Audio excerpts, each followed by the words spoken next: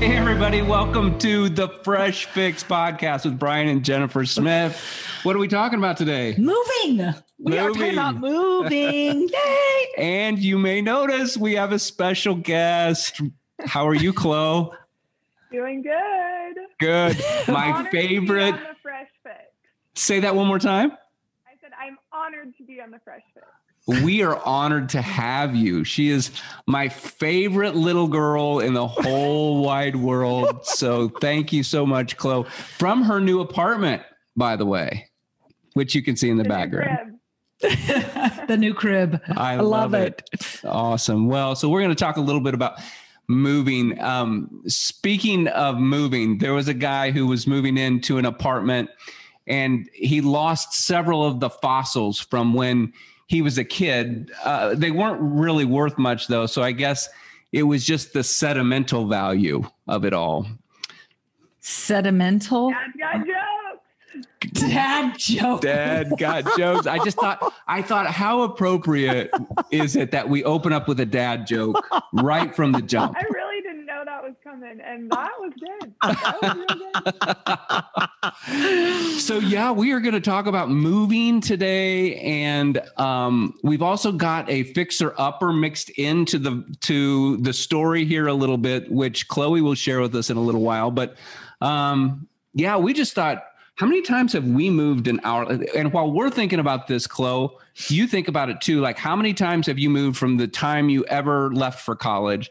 And I'm trying to think, how many times have we moved? 6. Oh, you've already thought about it. Yeah, I was thinking about it this morning. Yeah. That I think it's 6.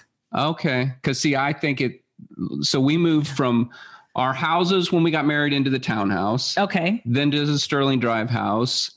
Then to Omaha into our Walnut Ridge house. Then to the Stone Creek house. Then to the Roanoke house. Which was our temporary housing while we were building this house. Right. And so then the Waterford house is 6. Okay. You're right. Okay, good. Yeah. Chloe, what about you? How many times in your 22 years or almost 23 years now have you moved? Gosh. Well, I know that I've moved 8 times in the last 5 years. Wow. Since I left for college. So that's, and then plus 4. Manderson house. Well, really everything except for the townhouse. Well, what you guys had minus 2 that I wasn't alive for, but right. Probably like 12. Right. But you took a lot of ownership, like with all the college moves and stuff. Mm-hmm. You did a lot of the packing, a lot of the planning, a lot of the, okay, what do I need to go to Walmart and buy, that kind of thing. You did lots of, I wouldn't call it dumpster diving for boxes, but you got free boxes for your moving. Facebook Marketplace has been my friend. For sure. That's great. Before we dive in, I feel like, Chloe, we need to give people a little bit of a context for sort of you and who you are and how old you are and what's going on with your life, just in general. So what's been going on during the pandemic and where'd you graduate from, all that kind of thing. Yeah. So in May of last year, I graduated from Mid-America Nazarene University here in Olathe, Kansas, with a degree in communications and psychology, and graduation was so weird. It was kind of non-existent. I kind of just ended my last class and then was graduated college because we didn't have a ceremony or anything, but I did get my robe and my cords and my cap, and it hangs in my closet. So that commemorates it, kind of. And then I started in January a graduate program at K-State. I'm studying school counseling and student development. So it's a 2.5 to 3 year program, depending on how fast I want to do it. So eventually I would love to be a middle school counselor. So that's the goal as of now. And yeah.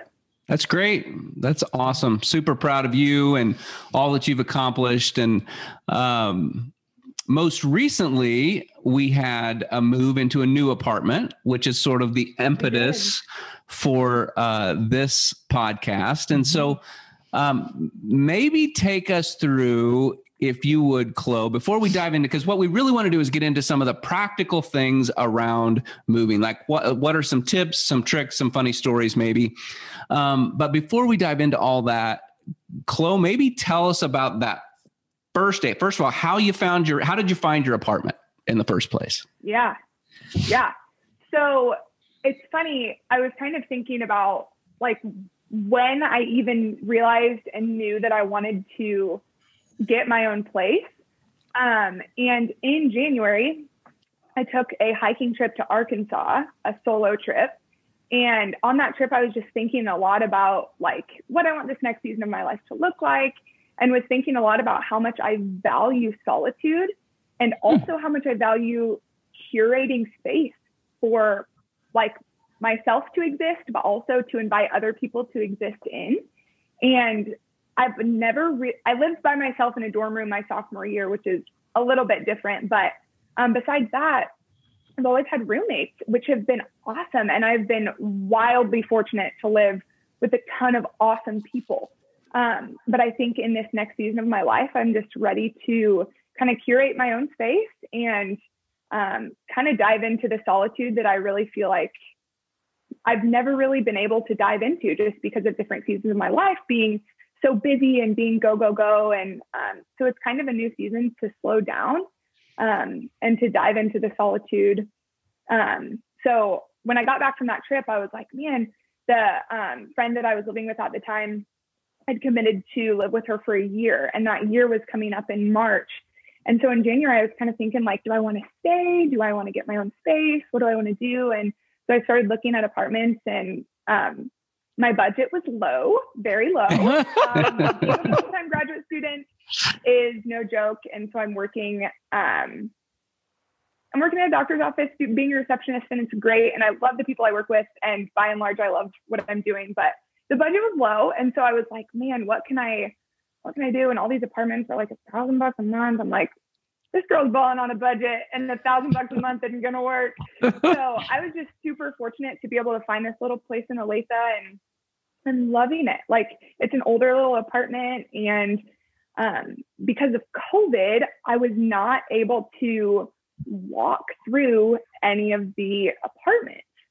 And at that point, I was just jazzed about getting my house. And I was like, I don't even care. I don't care. I'll give you my money and we'll sign. So I did.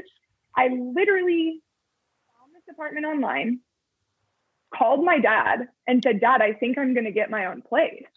And he was like, okay, have you seen it? Do you know anything about it? I was like, it's got great Google reviews and it's $650 a month. I think I'm going to do it. So I literally signed that afternoon. Yeah. But yeah, so it's been great, and I'm really excited. That's awesome. So then let's fast forward to, okay, it is day one when you get the keys to your apartment. Yeah. And Mom, I had taken the day off of work. Mom, this is last Friday, a week ago or so. I had taken off of work that Friday. Mom and I were headed down to Olathe to help and kind of take us from that Friday morning, what went down. Yeah. So I kind of want to start the week leading up to moving. I was just like highly anxious the whole week.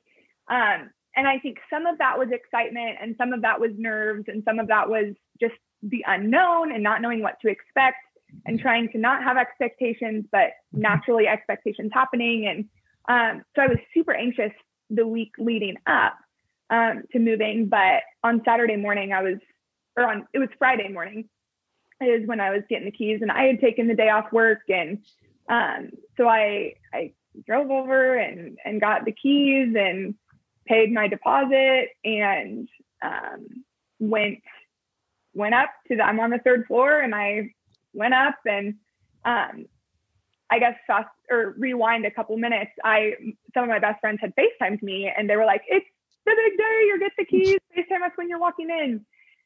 And I said, okay. And so I FaceTimed them right as I was about to open the door, and they didn't answer.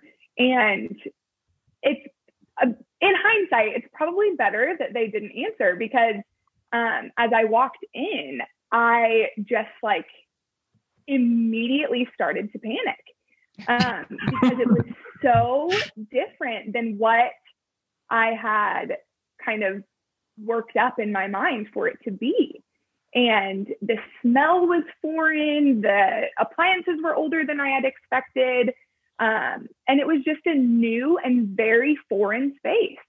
And I was just like literally sitting on the living room floor of this apartment, like feeling like I was about to have a panic attack. And I was like, what do I do? Like, I can't stay here. I can't live here. What do I do? Where do I go? What do I do with my stuff? My parents are on the way. You know, my mind is going a million different directions. Right.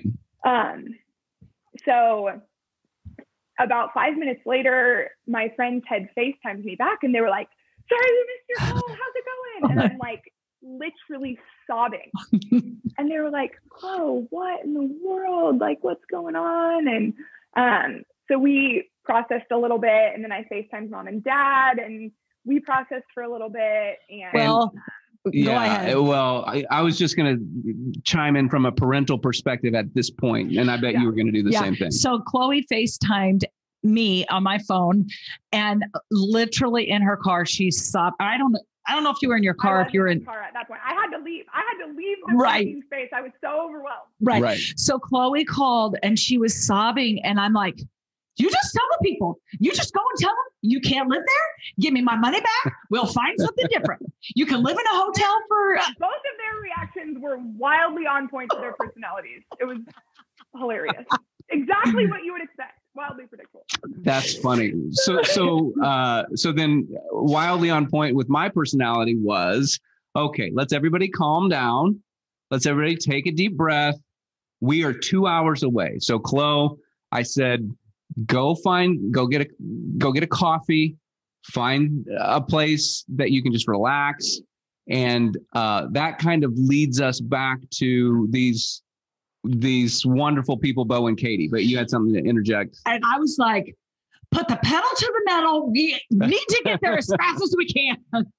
Well, and any parent can understand, like your child is upset, especially, you know, you've got a daughter in tears, you know, you do the adrenaline does get pumping a little bit, and you're like, I got to get there, and I got to get there quickly. Yeah. So I was just like, everybody calm down. In the meantime, Chloe had to go pick up like your Wi-Fi stuff or whatever. You did that. And then I did that. I walked into freaking Xfinity. Like, my poor eyes are like so puffy. And I walked in to these guys at Xfinity and I said, I don't know what I need. I have a router, but I need something to set up my internet. It's been a really rough morning. Can somebody please help me? And they were like, oh, sure. And in 2 minutes, I walked out of there with what I needed. But that's good. Poor guys at Xfinity. Yes. Hey, 2 thumbs up for Xfinity, right? Yeah. And yeah, indeed. And 2 thumbs up for Bo and Katie. And so I would love for you to tell how they play into the story at this point. Yeah. So after I had gotten off the phone with Bo and Katie, they were like, you just take a few minutes to think and to process with yourself, by yourself, in your own headspace. And we'll touch base in a few minutes. And so I did. And then Bo texted me probably 15 minutes later and just said, lunch at Apogee and some Rosie Snuggles will make everything better. We'll see you at Apogee at noon. And Rosie's their little girl. And so it was just really a testament. I mean, they're 2 of my best friends in the whole world. And it was just a testament to their friendship and their support and their love and their care and just their willingness. It was a day they were planning on spending as a family, you know, and their willingness to kind of to not drop that, but to almost like include me in that familial unit it just meant a lot. And it's just a testament to our friendship and the beauty of it. So yeah, and shout out even from our perspective to them for really stepping up. And that would be sort of a fixer-upper, if you will, for this week, is just the fact that these folks stepped in a time when, you know, you were really upset, and they changed their plans and they included you in sort of their world at that moment, really at the drop of a hat, and did so willingly and without hesitation. And these are some amazing people. We may have them on the podcast. They're amazing in a lot of different ways that we may have them on the podcast at some point. But anyway, that was the first couple of hours.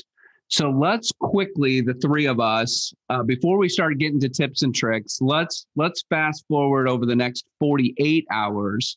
And Chloe, maybe from your perspective first, how did things change? When did things change? Did they change over the next 48 hours?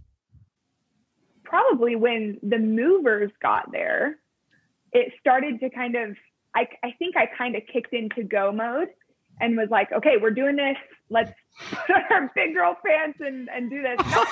Not to minimize the anxiety or minimize the emotion, but to kind of plow through and say, we're going to take the next step. And so do you feel like you got there on Friday though? Or at least started to get there on Friday? Because I started to get there on Friday. Yeah, agreed. On Friday for sure. I felt like you did turn a corner mentally. Yeah, I think a lot of that was externally motivated. I think it was like it was the support of you guys, the support of Bo and Kate, the kind of the shift of excitement of like, okay, I can actually do this with the space and I can put this here, and kind of imagining that. But then on Saturday, it switched to more of an intrinsic, like, okay, I, in my own head and in my own body, am feeling more settled and I'm feeling less anxious. Mm-hmm. Awesome. So the moving guys were super fun and upbeat. And so they kind of made that transition fun. And then once my stuff started to kind of take place in here, and we would put this here and make this look here, and, you know, all of that, I think it really started to feel like my own, and it started to feel less like empty apartment, stale air type of situation, and more of like, okay, this is kind of becoming my own. So yeah, right. I think that's kind of how it shifted. Yeah, it was really fun. And I love the phraseology that you're using, because I think it's very appropriate around curating the space, because I think that's a gift for you. And totally. It was really fun to be a part of that as the apartment evolved. It was amazing to me. And again, we've moved a lot. And of course, you know, your apartment is not, you know, sprawling. It's cozy, we will say. Cozy is a great word. But nonetheless, it was amazing to me from the time those movers literally had delivered most everything by 9:45 that Saturday morning. From that point until Sunday night, it was night and day difference. Like it had changed in its look. It had changed in its feel. We had all changed I think we were all probably a little bit stressed, just because, you know, there's going to be stress involved with a move. Right. And you don't know exactly what obstacles you're going to encounter along the way. And I think all of us were just able by Sunday night to take a deep breath and say, wow, not only have we done this, but it looks great. Yes. And we were all, I think, pretty excited. Yeah. So totally. All right. So maybe thinking about the nuts and bolts of moving, and I'm going to kick us off because I want to take credit for this one, because I've said it from the very first move that I've ever made in my entire life. And I realize there's varying types of socioeconomic status, but anytime you're moving, it's going to cost you money. And I would say that the best possible spend is to hire movers to move the biggest stuff, if not all the big stuff, depending on what your budget allows. And that eliminates a tremendous amount of anxiety based on just the pure physicality. I mean, we said we wouldn't have even gotten everything into that apartment on Saturday. Right. If we didn't have the movers. Right. And so that enabled us to really free up our minds and think about other things. Right. And in Chloe's situation, her bed in the house she was living in, her bedroom was on the second floor. And then her like living space was in the basement. And so we were going to have to be bringing stuff downstairs and upstairs and then move it all the way to the third floor of the apartment complex. And so to what the movers called a disrespectfully long walk. Which is. It really is. Yeah. So that would be my first tip is like, if you can at all afford it, hire movers and, whatever your budget is, maybe you can only hire movers for 2 hours. And fortunately for you, Chloe, we were able to get everything done in 2 hours. Yeah. Right. And it's not outrageously expensive if you shop around and find the right folks. And then at least you get all the stuff in your space. And then you can start with some of these other sort of strategies and tactics that we can talk about. Absolutely. Yeah. So having said that, Chloe, Jennifer, what is maybe another tip or trick that you guys would recommend for anyone who is in the process of moving or getting ready to move? You want to go first or you want me to? I mean, I have a couple things on my mind. Go ahead. Let's go with it, girlie. We may have the same things, so who knows? Well, I think likely we will, or at least we will agree on everything that each other says. But there's been moves that I have packed 3 days before. There's been moves that I have packed 3 months before. And there has been moves that I have packed about a month to three weeks. And I think there is an over preparation and there is an under preparation and there's a middle ground. And so I think what I learned in this past move is I started packing 3 to 4 weeks before I moved. And it seems like kind of the perfect amount of time to give myself, to prepare. I didn't feel like I had packed away most of the things that I needed to function for the next couple of months.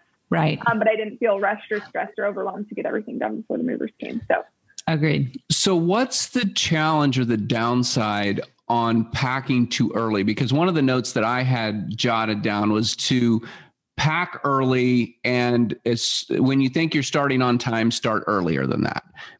Mm-hmm. So my thinking might have been a little different, but it sounds like you actually experienced a downside to packing too early. Yeah. What would that be? I feel like it was mainly just, I was so ready to get everything organized and everything packed. And then I ended up having to reopen like 3 or 4 boxes because I'm like, well, crap, I need a freaking spatula, or I really need that sweater for an interview, and, things like that. So I ended up having to kind of like work backwards and then do it all again. And I guess everybody's situation is different. If you have a family, it's probably a lot easier to start packing 3 months before. I'm one single girl, so I guess that's a little bit different too. Mm-hmm. But. No, that makes total sense. And especially because you have some of your mother's characteristics of being uber organized, and I'm pretty organized, but then you guys are like uber organized. So yeah, I could see how that would be the case where you could really go hard after the early packing. I would say in the packing phase, be ruthless in what you pack and be ruthless actually, I said that wrong. Be ruthless in getting rid of stuff as you pack. So purging as you pack. Hey, that almost is an alliteration. Purge as you pack. Ooh, I like that. What do you think about that, Chloe? That was nice. There's another. Really nice. There's another dadology. Yeah, it's really coming out today, honey. Yeah, that could be its own podcast. You could have your own podcast. Purge as you pack. Just dad things. Yeah. Just dad things. I could do that. So be ruthless in getting rid of stuff. So purge as you pack. That's good. Label, and label some more, and be very specific as you label your boxes. Yeah, I had that down. And I know Chloe, you totally did that. And it was so helpful, like the room that it goes in, and then kind of a little explanation of what was in the box. And one of the boxes, so Chloe had a plethora of boxes from all over the place. And so she wrote on one box, it was a crock pot box. And she wrote like a whole paragraph. Yes, this is a crock pot box. Funny. Let me say that. Okay. Yeah, to be funny. This is a crock pot box, and it contains a crock pot. Unlike the cat litter box that contains bathroom items or whatever. So it just made me laugh so hard. You have some fun with it. Absolutely. Or you could have just titled it Pop Box, and then the movers would really just like wonder what the heck's going on. And it's really confusing. Yeah. Right. Yeah. That's great. Not move any pot. Yeah, to be clear. One of the things that I had down was, and labeling was definitely, I mean, that's critical. I would say there's no excuse not to do that, because whether it's you moving or you've hired movers, either way, you need to know what's in those boxes. And very rarely is it like the crock pot where it's the actual thing in the actual box. So you've got to label everything. Whatever time it takes you to do that is well worth it. Mm-hmm.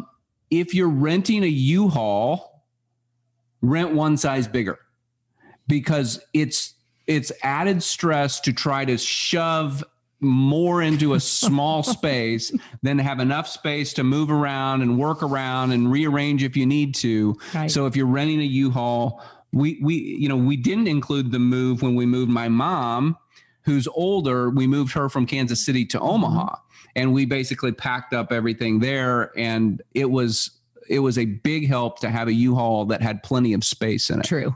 So there's another one. Well, and if you're moving and you're having to wait for your space to be ready, like when we moved from one location to the other, we had to rent pods. Oh, right. And we thought, oh, surely this biggest pod will be totally great. Well, we ended up having 2 pods instead of 1 pod. So to your point, go one size bigger than what you think. It's good. It's good. Yeah. What else? Another thing, and Dad, you touched on this a second ago, I think, or a variant of this, but it's always, the move as a whole is always going to cost more than you think it will. So save more than you think you'll need to. That's a great point. So I don't really have much to elaborate on that, but I think that. No, I was going to say the microwave situation is a good example of things that just creep up that you don't think about. Right. Right. Well, you have to tell the microwave story now. Well, I just got to my apartment and realized there wasn't a microwave, and I hadn't even thought about whether there would or wouldn't be one. It just didn't cross my mind, and so ended up having to last minute go out and buy a microwave. And how did you do that? $1 million, but Facebook Marketplace, baby. I'm telling you, Facebook Marketplace is a game changer. If you have not used it, it is like, Chloe, how many things did we buy and pick up like the same day? On the same day, like that moving weekend. Like with the microwave. Like 3 or 4 things. Yeah. Then the microwave stand. Table and chairs, which we got to, and all of these things are not like junk. These are like nice. Almost brand new microwave, basically brand new table and chairs. All of these that we found on Facebook Marketplace within a 10-minute drive that we could pick up the same day. So like that's a huge game changer for stuff that creeps up when you're moving and how you can stay within a budget. Yeah, totally. And props to you, Chloe, for thinking ahead on the whole money situation, because it's like, I know you worked your tail off doing like Instacarting and things like that just to have that extra money in case something crept up during the move. So props to you. One of the things that I've done too, we've done, and I probably learned this from you, transporting clothes on hangers without ever taking them off of hangers can be a game changer. But there's a special way. There is a special way. Please share with us. Okay. So you take either a kitchen trash bag or a big black, yard bag, or what's it called? Like a 36-gallon bag. And you tear a hole in the bottom of it. And then you put your hangers through the hole. And then you tie the bottom. So, and then you also can put like an added step would be to put a rubber band around the hangers so nothing slips out. But it is a game changer because you don't have to take off the clothes and the bottom is tied. So if they slip off the hanger or whatever, it's all contained in that bag. And I remember we did that when you moved into college. We've done that on moves that we've done. Well, and if you rent a U-Haul, a lot of times they'll have a bar that you can put across the truck and then just literally hang the stuff right on that bar. And that makes life a lot easier. Right. I forgot about that. That is a great. Yeah. Yeah. What else is on your list? For packing, I think that's really about it. Because you guys hit on a couple of them, and the movers, if possible, that was great. I mean, we've moved with and without movers, and it's definitely, if you can afford it at all, even like Brian said, just to get the big stuff, maybe you do the boxes yourself, but do the big stuff with movers. That could be huge. Right. So Chloe, anything else on your list? I have a couple. I have two more things. One is, well, they're both a little bit more not tangible things, but the one thing that I was thinking is don't be afraid to ask for help. Whether it's, hey, can I borrow your truck to move a couple boxes, or hey, will you watch my kids this afternoon while we move? I don't know what to do with them running around. Or hey, I'm last minute packing, can you bring by some packing tape because I just ran out? Or it's moving morning and honestly, I need a coffee. Is there any way you could swing by? Your friends and the people in your life, they want to help you. They love you. They care for you, and they're advocates for you, and they want to do that. So, and all you need to do is ask, because they don't know unless you ask. Exactly. Right. I'm so glad you brought that up. That's a really good one. And everybody is so scared, it seems like, maybe more so today than in the past, but to ask for that help that you're describing. And it's a great point. Well, because I think you don't want to feel weak, or you don't want to feel needy, but they're your friends. They love you. They want to help. Yeah. Right. Yeah. What was your other thing? And then the other thing is a little bit more soft. But that's all right. I think it's important to, and I hate this, the word blessed is very churchy, and forgive me, but like blessing your new home and blessing your new space is something that has been really valuable to me. And just like, before I even move all my stuff in, like taking time to slow down and like invite the Spirit into the different rooms of your home. And that's something that's really valuable to me and has actually helped calm some anxiety during the transition. And so I think it's important to do that. So that's awesome. I love that. Well, I love it too. And tying in with that was the last thing that I had at least written down was just around don't underestimate the stress and the emotional piece of moving. Because I would say whether you're moving 5 minutes away or whether you're moving halfway across the country, it's stressful and it's emotional. And the practical piece of that, number one, acknowledge that it's going to be stressful. It's going to be emotional. And then that ties in, Chloe, to your point about like, don't be afraid to ask for help, because you know it's going to be stressful. You know it's going to be emotional. For me, and I am like hypersensitive to sort of surroundings and curated spaces, as it were. As you are unpacking, I would say unpack with a purpose. So take the 5 minutes or 10 minutes or whatever it is to just pause in your room, look at all of the stuff and figure out a plan. And then as you're unpacking, figure out a plan to stop, because you're probably not going to get everything done in the time frame you want to get it done. So like for Jennifer, especially, it's like, I'm just going to go until I collapse. Right. Exactly. And so it always takes more time than you think to get to a good stopping point. Yes. So figure out what that stopping point is, back off of your time frame a little bit and start to quit a little bit earlier, so that, and here's the important part, it comes back to the emotional and it comes back to the sort of stress level that's involved. If at the end of a day you have one space that you can sit in, whether it's a living room or a bedroom or even a kitchen or a dining room, one space that you can sit in and it's peaceful and it's relatively put together, and you can say, okay, take a deep breath. I've done this today at least. And even if you're shoving all the boxes into another room temporarily, which you always do when you move, right? Yeah. I think it's good to have a landing place each night so that your head can get back into a good space to go back at it the next day. I love that. And of course, that's not my personality. So I totally did not think of that. But I do think that is totally spot on. Yeah. Spot on. Even last weekend, I'm standing in my living room. There's boxes everywhere. And I'm like, let's just start doing it. Let's cut one open. We'll find a place. And Dad was like, we're in the living room. I think that goes in the bathroom.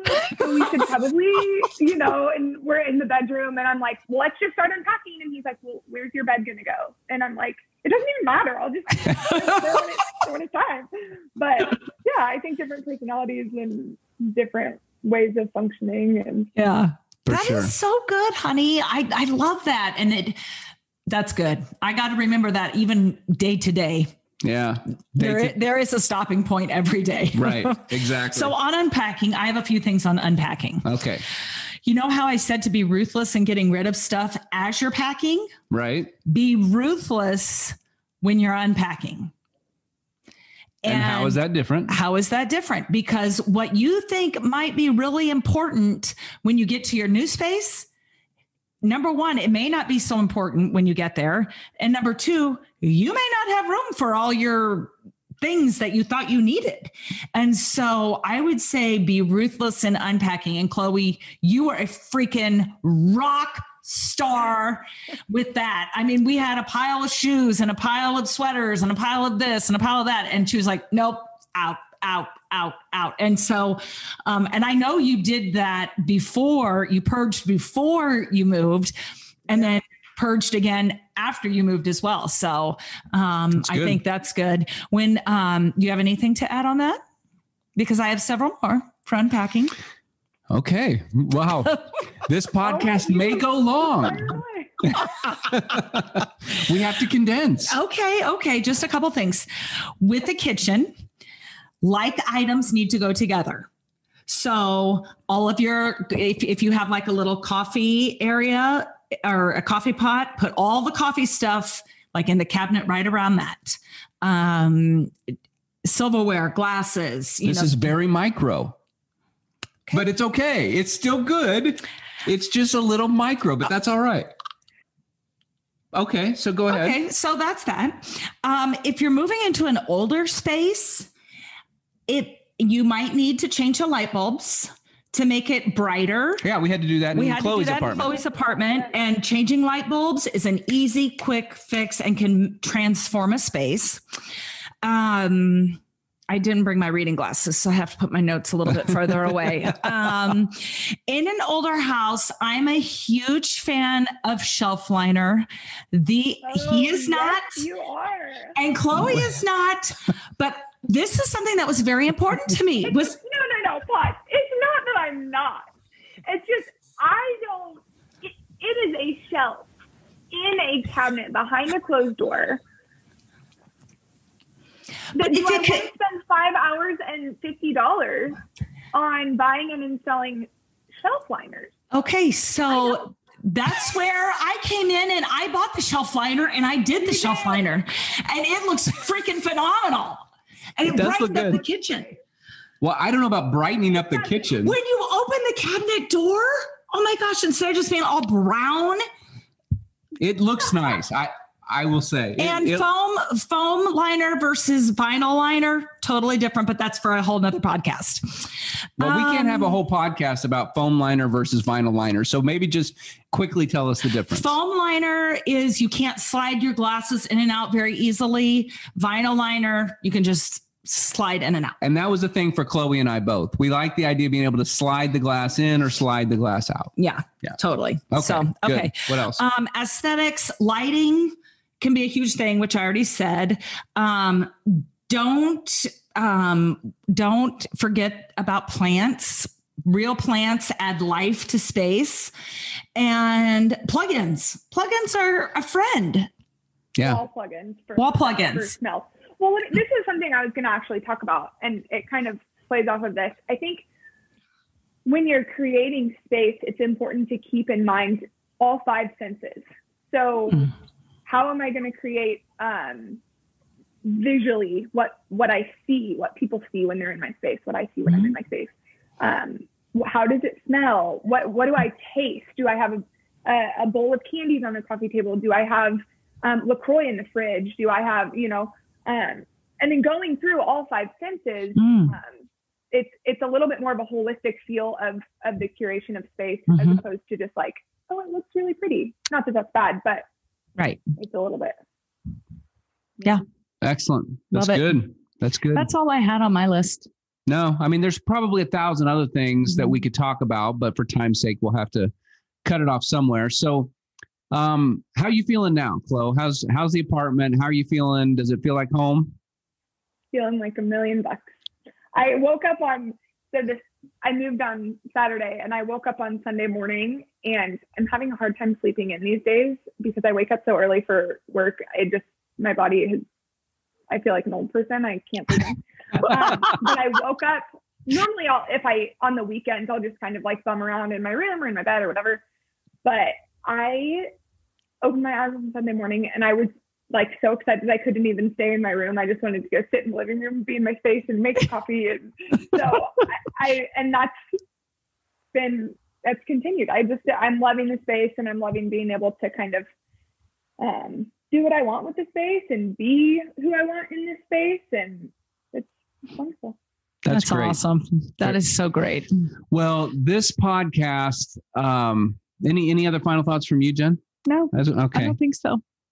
Well, this podcast does represent a milestone for us on the Fresh Fix because it is the first time that I have worn a short sleeve shirt on the podcast because we are warming up and I'm really excited about spring and summer being here. Yes. I also did shout out my Royals, my beloved Royals, because of the baseball season opening up, notwithstanding this whole issue with MLB in the state of Georgia, which we won't get into, but could, because that's triggering. But yes. In any case, thanks for joining us on the Fresh Fix. Let me tell you where to find us, and then we will sign off. We are on YouTube. You can find us on YouTube by just simply typing in the Fresh Fix. We're on Instagram at the Fresh Fix 2021, Twitter at the Fresh Fix 1, and the Fresh Fix 2021 at gmail.com is our email. And we've recently set up a platform on Facebook. So the Fresh Fix 2021 on Facebook as well. We'll be posting clips, both audio and video, to those. And then your favorite podcast platform is also a place you can find us, whether it's Apple Podcasts or Spotify or Google Podcasts. And we would ask that you share it, that you like it, that you subscribe to it. It does help us to get the word out about the podcast and hopefully help more people put a smile on their face if possible. For sure. Well, Chloe, we are super proud of you, girl. Thank you. Indeed, we are. Thanks for being a guest with us today. And I hope you'll come back because we've got lots of things to talk about and perhaps even some things we may not agree on that we can have some healthy debate about. I would just love it. Awesome. All right. Hey, everybody. Thanks for tuning into the Fresh Fix this week. We will see you next time. Bye-bye. Bye-bye. Bye, guys.